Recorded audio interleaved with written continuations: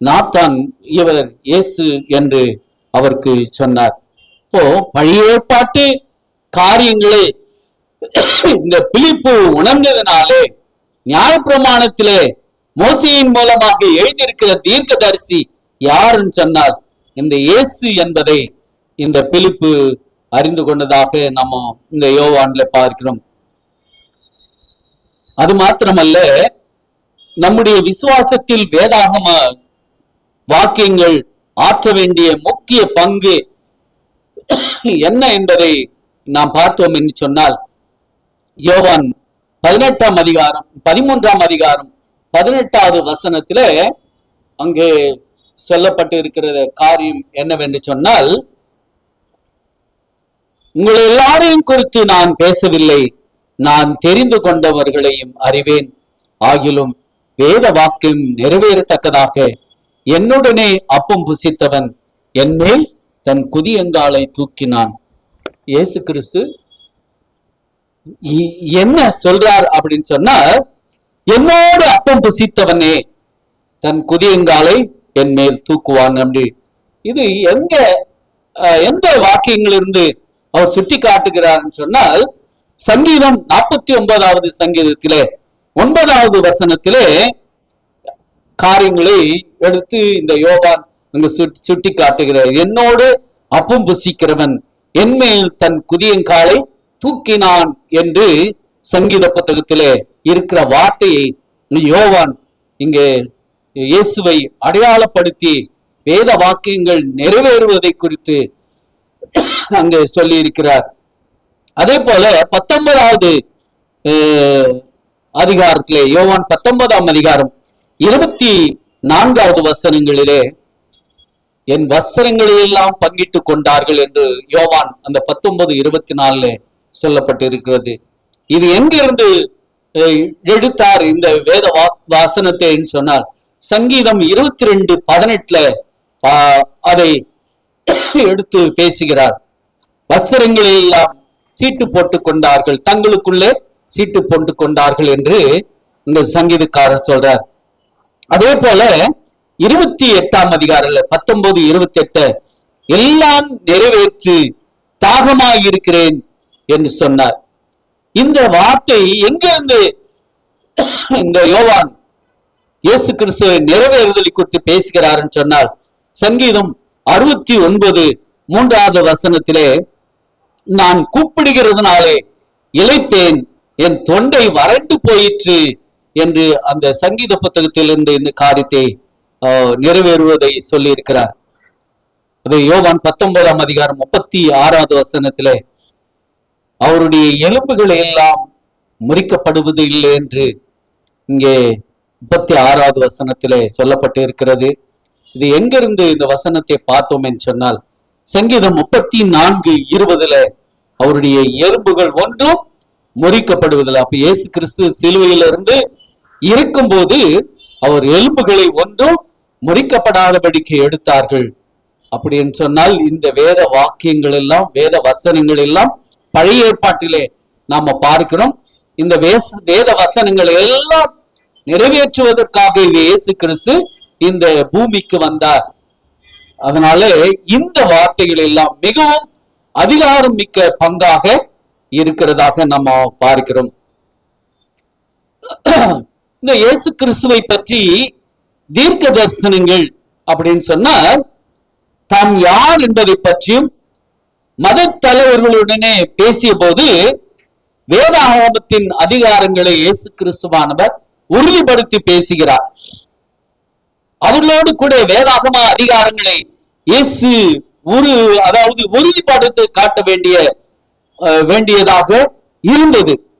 அவர்களது இருதயங்கள் கடினத்தின் நிமித்தமாக, அவருடைய மனசாட்சிகள் அவருக்கு விரோதமாக இருக்கிறது நிமித்தமாக அந்த யூதர்களோடு அந்த மத தலைவர்களோ அதிகம் போராட வேண்டியதாக இருந்தது. தாம் யார் என்பதை பற்றி சொல்வதற்காக வேதாகம அதிகாரங்களை அவர் பயன்படுத்தினார். இங்கே அதே சமயத்திலே மேசியாவை குறித்து பழைய ஏற்பாட்டு வாக்குறுதிகள் எல்லாம் நிறைவேறுதலை இயேசு இங்கு பழைய ஏற்பாட்டு காரியங்களை நேரடியாக சுட்டி காட்டுகிறார். அதை யோவான் இந்த அதிகாரத்திலே பதிவு செய்கிறார். யோவான் 1:23 கர்த்தருக்கு வழியை ஆயத்தப்படுத்துங்கள், வனாந்திரத்தில் இருந்த கூப்பிடுகிற சத்தமாய் இருக்கிறேன் என்று இயேசு கிறிஸ்துவானவர் சொல்றதை பார்க்கிறோம். அதே ஏசாயா கர்த்தருக்கு வழியை ஆயத்தப்படுத்துங்கள், அவாந்தர வெளியிலே தம்முடைய தேவனுக்கு பாதையை செவைப்படுத்துங்கள் என்று ஏசாயா முன்னறிவித்த அந்த காரியங்களை இங்கே வெளிப்படுத்துகிறதாக நம்ம பார்க்கிறோம். அப்போ பழைய ஏற்பாடு வசனங்கள் புதிய ஏற்பாடு வசனங்களோடு சம்பந்தப்பட்டு இங்கே இயேசு சாட்சி பகர்வதை இங்கே பார்க்கிறோம். யோவான் 2ஆம் அதிகாரத்திலே 16-17 வசனங்களிலே அங்கு புறா விற்கிறவர்களையும் வாங்குகிறவர்களையும் இயேசு கிறிஸ்துவானவர் துரத்தி போடுகிறார். என் பிதா வீட்டை வியாபார வீடாக மாற்றாதீர்கள், உம்முடைய வீட்டை குறித்து பக்தி வைராக்கியம் என்னை பட்சித்தது என்று இயேசு கிறிஸ்துவானவர் அங்க புறா விற்கிறவர்களையும் வாங்குகிறவர்களையும் துரத்தி போட்ட போது இந்த வார்த்தைகளை அவர் சொல்லுகிறார். இந்த வார்த்தைகள் எங்கிருந்து யோவான் பதிவிடுகிறார் என்று சொன்னால் சங்கீதம் 69:9 வசனத்தில் உம்மை வீட்டு குறித்து பக்தி வைராக்கியம் என்னை பட்சித்தது என்று அங்கு சொல்வதாக நாம பார்க்கிறோம். யோவான் 7:38 என்ன பதிவிடுகிறார் சொன்னால், என்னிடத்திலே விசுவாசமா இருக்கிறவன் எவனோ அவன் உள்ளத்திலிருந்து ஜீவ தண்ணீர் நதிகள் ஓடும் என்று சொல்றார். இந்த வார்த்தைகளை எரேமியா தீர்க்கதரிசியின் மூலமாக இயேசுவை குறித்து சொன்ன அந்த வசனங்களின் மூலமாக எரேமியா 2:13 ஜீவ தண்ணீர் ஊற்றாகி என்னை விட்டுவிட்டார்கள் என்று எரேமியா இங்கே பதிவிடுகிறதாக நாம் பார்க்கிறோம். இந்த வார்த்தைகள் எரேமியா தீர்க்கதரிசியின் மூலமாக அந்த சொன்ன வார்த்தைகள் நிறைவேறுதலை குறித்து அங்கே பேசுகிறார். யோவான் 19:38 பேசுகிறது, அவருடைய எலும்புகள் ஒன்றும் முறிக்கப்படுவதில்லை என்று பேசி சொல்லப்பட்டு இருக்கிறது. என்னாகவும் 9:10-12 அதில் ஒரு எலும்பும் முறிக்கப்படுவதில்லை என்று இங்க சொல்லப்பட்டார். யோவான் தான் இப்படி பேசியிருக்கிறாருன்னு சொன்னால் யோவான் மாத்திரம் கிடையாது, பேதுரு, பவுல், மத்தேயு, மார்க்கு, லூக்கா இவர்கள் எல்லாம் எதை குறித்து பேசுகிறார்னு சொன்னால் புதிய ஏற்பாட்டு எழுத்தாளர்கள் அனைவருமே பரிசுத்த ஆவியின் ஏவுதலினாலே ஒன்றை வலியுறுத்துகிறார்கள். எதுன்னு சொன்னால், அதாவது இயேசு கிறிஸ்துவின் வாழ்வும் மரணமும் உயிர்த்தெழுதலும் தேவ சிங்காசனத்தில் அவர் அமர்ந்திருந்ததும் பழைய ஏற்பாட்டு தீர்க்க தரிசனங்கள் நிறைவேறுதலை நடந்ததாக மீண்டும் மீண்டுமாக இங்கே வலியுறுத்துகிறார். சீசர்கள் இயேசு செய்த அற்புதங்களையும் அடையாளங்களையும் அவரோடு அப்பம் புசித்ததையும் இவர்கள் பார்த்தார்கள். ஆனால் அவர்கள் அப்பொழுதும் கூட இயேசுவை யார் என்பதையும் அவர்களாலே அறிந்து கொள்ள முடியவில்லை. வேத வாக்கியங்கள் நிறைவேறுதலை அவர்கள் அறிந்து கொள்ள முடியவில்லை. இயேசு மரித்து உயிர்த்தெழுந்து அவர்களுக்கு தரிசனமானது போதுதான் இந்த காரியத்தை மெய்யாகவே இவர் தேவ குமாரனாகிய கிறிஸ்து என்று அவர்களாலே அறிந்து கொள்ள முடிந்தது. அவர் இப்படி சொன்னதை அவர் மறுத்தொழுந்து எழும்பி அவருடைய சீசர்கள் நினைவு கொண்டு வேத வாக்கியத்தையும் இயேசு சொன்ன வசனத்தையும் அவர்கள் விசுவாசித்தார்கள். இயேசு மத தலைவர்களிடம் என்ன பேசுகிறார்னு சொன்னால், வேத வாக்கியங்கள் எல்லாம் நிறைவேறுவதை குறித்து சொல்லுகிறார். என்னை குறித்துதான் வேத வாக்கியங்கள் எல்லாம் சாட்சி கொடுக்கிறது என்று அந்த மத தலைவரிடத்திலே சொன்னார். இயேசு நூற்றுக்கணக்கான இயேசுவை குறித்து நூற்றுக்கணக்கான பழைய ஏற்பாட்டு தீர்க்க தரிசனங்கள் நிறைவேறி இருப்பதாக வேத வல்லுநர்கள் சொல்லி இருக்கிறார்கள். ஆனால் எண்ணிக்கை என்னவாக இருக்கட்டும், அவற்றில் ஒரு தீர்க்க தரிசனை ஒரு மனிதன் நிறைவேற்றுவது கடினமாக இருக்கும். ஒரே ஒரு தீர்க்க தரிசனத்தை ஒரு மனிதன் நிறைவேற்றுவது கடினமாக இருக்கும். ஆனால் அனைத்தும் நிறைவேறுவதை நாம் நம்புவதற்குரிய ஒரு காரணமாக இருக்கும். இயேசு கிறிஸ்துவை குறித்து அந்த தீர்க்க தரிசனங்கள் அனைத்தும் நிறைவேற்றுவதுதான் அவரை நம்புவதற்கான ஒரு காரணம். அவர் எங்க பிறப்பார், எப்படி பிறப்பார், அவருடைய வாழ்க்கை எப்படி இருக்கும், அவருடைய மரணத்தை குறித்து எப்படி மரிப்பார், எப்பொழுது மரிப்பார், அவர் எப்பொழுது உயிர்த்தெழுவார் என்று எல்லாம், அவர் கல்லறையிலே வைக்கப்படுகிற கல்லறை யாருடையது என்றும் முன்னமே சொல்லப்பட்டு இருக்கிறது. அப்போ இயேசுவை அந்த யூதர்கள் எதிர்பார்த்தார்கள், ஒரு மேசியா வருவார் என்று எதிர்பார்த்தார்கள். ஆனால் இந்த இயேசு ஒரு மனுஷனாக வந்தபோது அவர் மேசியா என்று சொன்ன போதும் கூட அவர்களுக்கு ஆச்சரியமான ஒரு காரியமாக இருந்தது. ஆதாரங்கள் இருந்த போதிலும் கூட, இவர் மேசியா என்பதற்கான ஆதாரங்கள் இருந்த போதிலும் கூட இயேசு யார் என்பதை அவர்கள் அறிந்து கொள்ள முடியாததாக இருந்தது. நாம் ஏன் அவர் தருகிற ரட்சிப்பை ஏற்றுக்கொள்ள வேண்டும் என்பதை வலியுறுத்த யோவான் இந்த பழைய ஏற்பாட்டு வேத வசனங்களை மீண்டும் மீண்டுமாக சுட்டி காட்டுகிறதாக நாம பார்க்கிறோம். யோவான் 12ஆம் அதிகாரத்துல குருத்தோலைகளை பிடித்து கொண்டு ஓசன்னா கர்த்தருடைய நாமத்தினாலே வருகிறவர் இஸ்ரவேலின் ராஜா என்று அங்கு சொல்லுகிறார். மீண்டும் அந்த யோவான் இந்த வசனங்களை சுட்டி காட்டுகிறார்.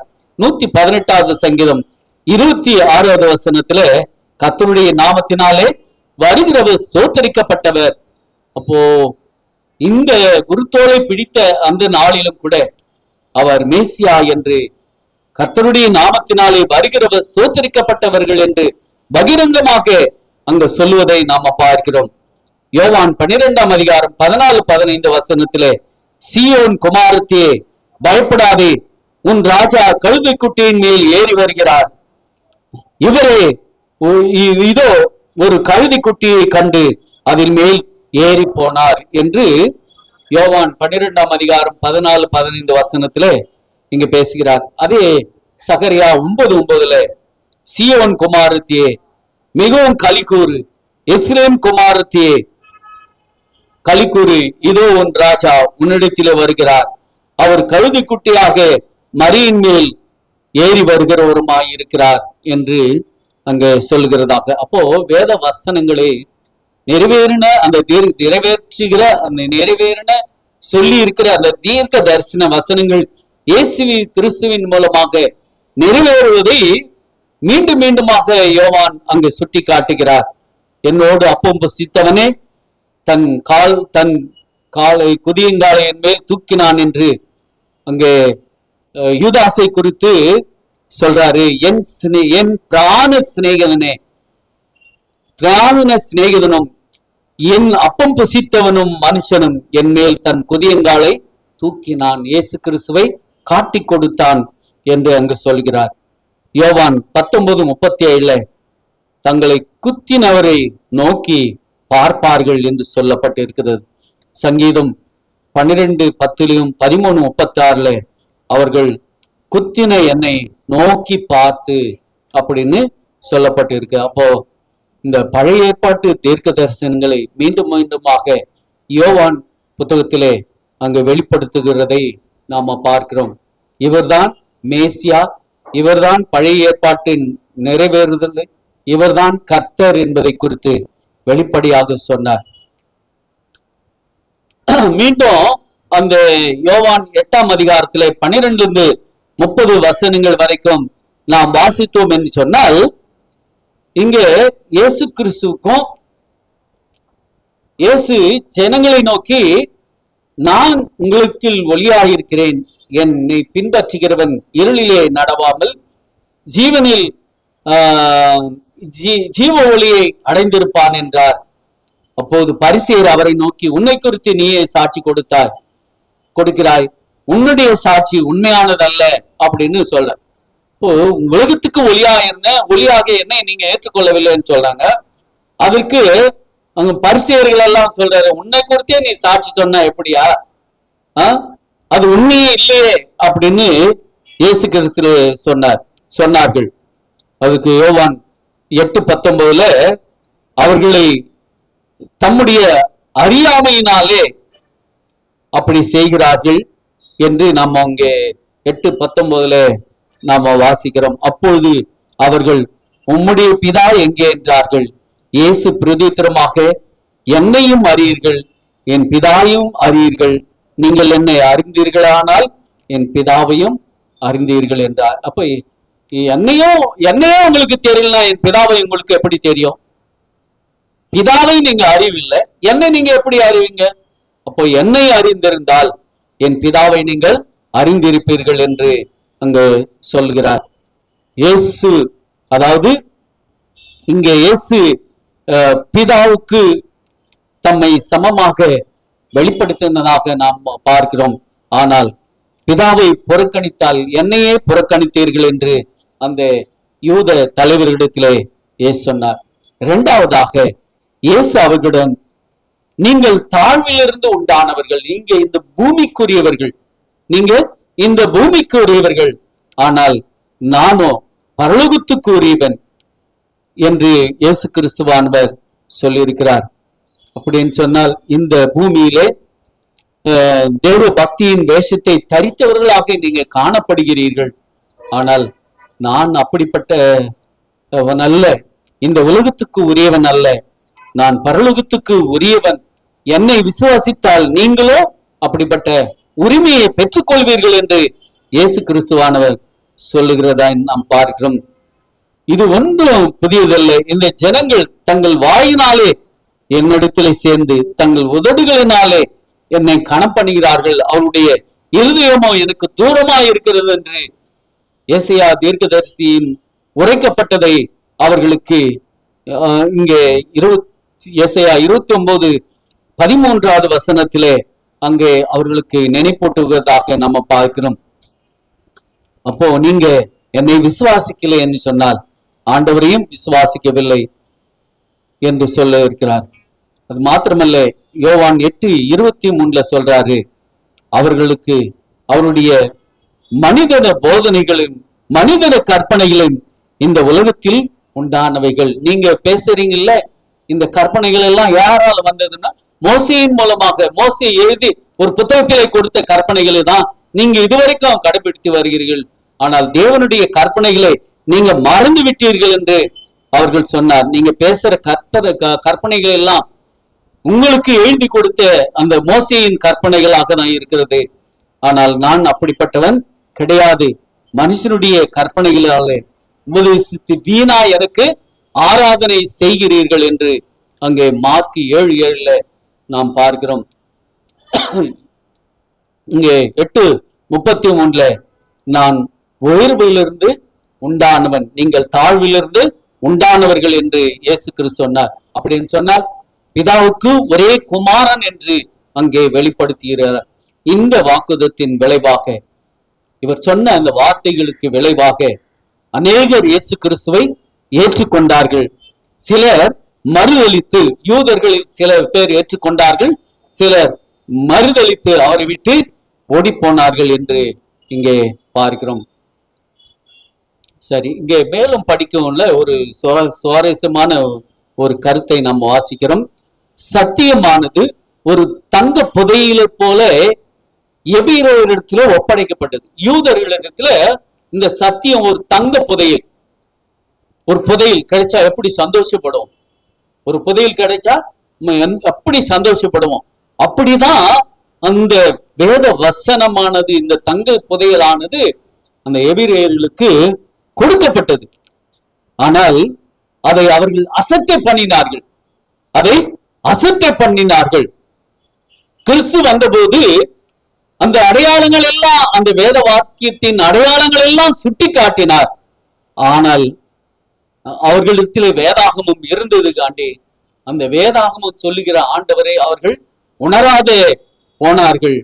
அவர்களால அது அறிவோ அவர்களுக்கு விருப்பம் கிடையாது போனார்கள். தேவன் தம் சத்தியத்தை மனிதர்களுக்கு மறைக்கவில்லை, தங்களுடைய நடத்தியால் தான் அதை தங்களுக்கு மறைவானதாக மாற்றினார்கள். அவங்க நடந்தாங்க வைராக்கியம். அவர்கள் அந்த யூத மத சட்டங்களிலே அவர்கள் வைராக்கியமா இருந்ததுனால, இவன் யூத குலத்திலிருந்து பஞ்ச ஒரு மனுஷனாக பிறந்தா இவனை நாம் எப்படி கடவுளாக நாம் ஏற்றுக்கொள்ள முடியும் என்று ஒரு வைராக்கியம் அவர்களுக்கு இருந்ததுனால்தான் கிறிஸ்துவை ஆண்டவர் என்று ஏற்றுக்கொள்ள முடியாத போனது. பழைய ஏற்பாட்டு வேத வாக்கியங்களை விசுவாசிப்பதற்காக சொன்னார்கள்.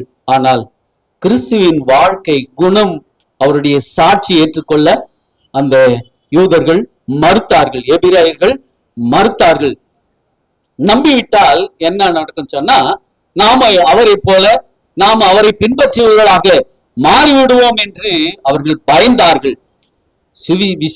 சுவிசேஷத்தின் வழி, சத்தியம், ஜீவன் ஆகியவற்றின் பொக்கிஷமானவைகள் அவர் மத்தியிலே இருந்தது, ஆண்டவரிடத்திலே இருந்தது. ஆனால் பரலோகம் கூடியதிலேயே மிக பெரிய ஈவே வேண்டும் என்று அவர்கள் விரும்பினார்கள். எங்கள் பரலோகத்திலிருந்து டைரக்டா அப்படிப்பட்ட மேன்மை கிடைக்கும் என்று அவங்க நம்பி இருந்தாங்க. ஆனால் பூமிக்குரிய பொக்கிஷமாக இயேசு கிறிஸ்துவை அவர்கள் அறிந்து கொள்ளவில்லை. ஆகவேதான் இந்த பாடமானது வேதாகமத்திலே அநேக கருத்துக்களை, பழைய ஏற்பாட்டின் தீர்க்க தரிசனங்களை நிறைவேறியதை குறித்து இங்கே யோவான் பேசுகிறதாக இந்த பாடத்திலே பார்த்தோம். இந்த பாடங்களை தேவன் தாமே ஆசீர்வதித்து நம்ம படிக்கும்படியாக கொடுத்த தேவனுக்கு நாம் ஸ்தோத்திரம் செலுத்துவோம். ஆமென்.